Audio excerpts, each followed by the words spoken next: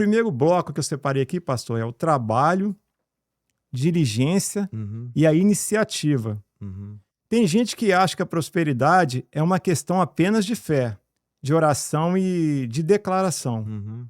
O que a Bíblia fala sobre isso? Então, aí que entra o que eu tinha falado antes da teologia da prosperidade, né? O pessoal quer determinar para Deus o sucesso, determinar para Deus ficar rico, rica, etc. Mas quando a gente olha para Provérbios 10:4, e é bem direto aqui, a mão negligente empobrece, né? A mão Sim. negligente empobrece, mas a mão dos diligentes, dos zelosos, né, dos aplicados, enriquece, né? Então, tem muita gente que acha que Deus vai enriquecê-la por só orar e as coisas virão às suas mãos. Não, você precisa trabalhar, você precisa se esforçar. Quanto mais você trabalhar de forma diligente, zelosa, aplicada, de forma inteligente, você tem tudo para prosperar na vida, né?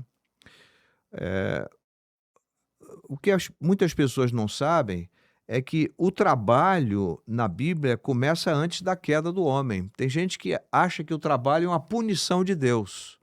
Não. O homem já trabalhava antes do pecado. Então, o trabalho dignifica o homem, né?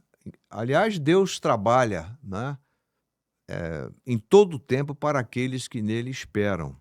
Nosso Deus é um Deus trabalhador. Seria uma incoerência, um Deus trabalhador gerando filhos preguiçosos. Faz É claro sentido. que o pecado, Adão e Eva, antes de pecar, já cultivavam o jardim, tinham prazer no, no trabalho, mas quando pecaram, aí vieram as consequências, né? E nós sabemos quais são. Uma delas é a preguiça, é a acomodação, né? E Gênesis 2,15, Deus coloca o homem, como eu disse antes, no jardim para cultivá-lo, né? Então, agora, o que que foi o que que Deus fez em relação ao pecado de Adão e Eva? O trabalho não se tornou mais prazeroso, no sentido, não era suave. O trabalho agora é com suor, né? O trabalho agora traz consigo a ansiedade, a preocupação, a agitação, a aceleração, que se fala muito hoje, né? Uhum. Então, Provérbios 21:5, por exemplo, os planos do diligente tendem à abundância.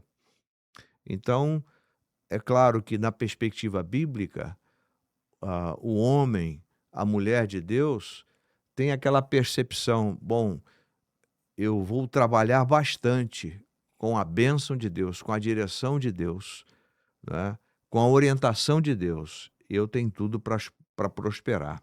Então, fé sem esforço não é bíblico, não é? É passividade, né? Então, eh, uma coisa é a pessoa ser pacífica, né? Uhum. Outra coisa é a pessoa ser passiva. Então, fé tem a ver com boas obras. A fé, ela não é estéril. A fé, ela é fértil, fecunda, né? Ela prospera, a fé produz trabalho, né, e não o contrário. A fé não produz preguiça, a fé produz trabalho. A crença pode produzir preguiça, mas a fé não, a fé produz trabalho. Por isso que Paulo diz, né? Pela graça sois salvos por meio da fé, e isto, a fé não vem de vós, é dom de Deus, não vem de obras para que ninguém se glorie. Porque somos feitura sua. Essa palavra feitura no original, na língua grega, significa poema, né? Obra de arte. Nós somos poemas e obras de arte de Deus, né? E devemos gerar boas obras e andar nelas, tá? Então, o homem e a mulher criados por Deus e redimidos por Deus em Cristo têm prazer em confiar em Deus e trabalhar muito. Muito bom. Pastor, e qual é a diferença de uma pessoa diligente para Uhum, uma pessoa negligente? uhum. Qual a grande diferença nesses dois tipos de pessoas? Só para nossa audiência Então, entender um pouco melhor à luz da Bíblia. Como a gente poderia definir essas duas pessoas? a pessoa negligente, ela não administra bem o tempo, ela procrastina. Muitas vezes eu sou pego nessa questão da procrastinação, deixa para amanhã o que se pode fazer hoje. Ela não obedece prazos, ela não faz o trabalho com excelência, né. O Tim Collins, que é um papa da administração americana, ele disse que o bom é inimigo do ótimo. Tá bom assim? Não, tem que ser o ótimo, tem que ser o excelente.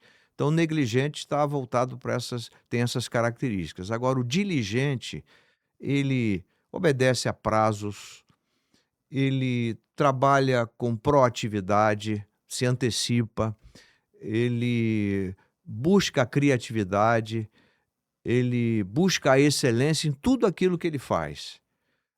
Então essa é uma pessoa diligente, né, zelosa, como Jesus era zeloso, não é? Quando ele expulsou os vendilhões do templo, Hum. ele estava olhando para o templo de forma diligente, zelosa, não é? Aplicando os princípios do Pai na administração do templo, não é?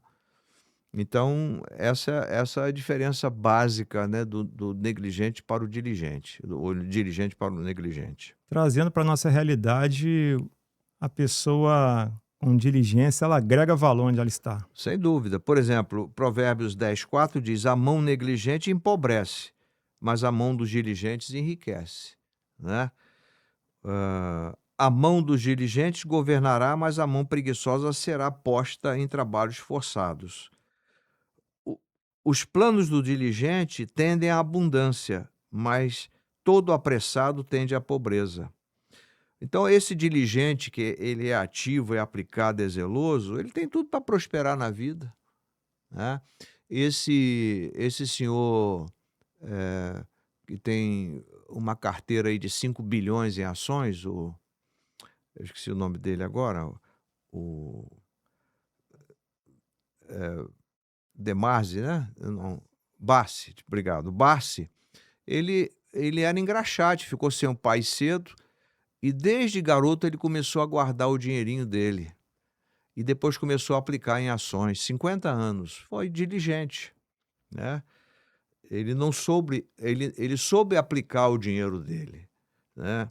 Ele foi zeloso, o ativo que ele tinha, ele não deixou parado, ele fez multiplicar, né. Muito boa a sua Né. explanação. E tudo que a tua mão encontrar, tudo que vier à tua mão, faze-o conforme o teu poder, né. E outra coisa importante, Alexandre e nossos telespectadores, né, eh, outra coisa importante, tudo que nós devemos fazer, seja na vida pessoal, na vida da família, na empresa, empreendendo, nós temos que fazer de todo o coração. De todo o coração. Não dá para ser meio coração, tem que ser de todo o coração. Como para o Senhor e não para os homens. Então, se eu quero empreender na perspectiva bíblica, eu tenho que empreender primeiro para o Senhor e dizer: Senhor, tu és o dono desse empreendimento, eu sou apenas o administrador, o economos, aquele que está à frente, né? E o segredo é fidelidade, honra e gratidão, né? E eu uma vez ouvi um preletor falar de uma experiência que ele teve com a sua equipe, quando foi a Eaton, nos Estados Unidos, no estado de Illinois, perto de Chicago ali. E eles foram ouvir um senhor, empresário bem-sucedido norte-americano, com 200.000 funcionários. E esse senhor disse para eles assim: "Olha, não existe uma prioridade, existe prioridade. Priority." Ou seja, Deus não é uma prioridade na vida do Alexandre, Deus é a prioridade. Não existe outras prioridades, somente Deus, Só uma, né? só uma prioridade, só Deus é prioridade. E se nós temos essa perspectiva de que Deus é prioridade, nós vamos ver as outras coisas com qualidade, com uma percepção madura, sábia, e vamos trabalhá-las cuidar delas na perspectiva daquele que é a nossa prioridade. Amém. Muito boa a sua explanação.